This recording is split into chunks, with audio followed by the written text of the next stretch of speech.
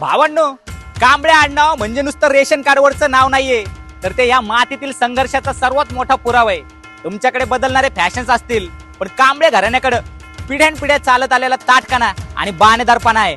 अरे कांबळे म्हणजे नाक्यावरचा किरकोळ विषय नाही. जिथे अन्याय होतो तिथे सगळ्यात आधी ज्याची वज्रमुठ आवळली जाते ते नाव म्हणजे कांबळे. इथला प्रत्येक कांबळे शांत असतो, पण जेव्हा तो अन्याय विरुद्ध आवाज उठवतो तेव्हा सत्तेची सिंहासनं सुद्धा थरथर कापतात. आणि ज्यांनी शून्यातून विश्व निर्माण केलं आणि जगाला सांगितलं कष्टाने नशीब कसं बदलायचं, ते कर्तृत्व म्हणजे कांबळे. इतिहासाच्या काळात असो किंवा आजच्या काळात स्वाभिमानाची मशाल पेटती ठेवण्याचं काम याच रक्ताने केलंय.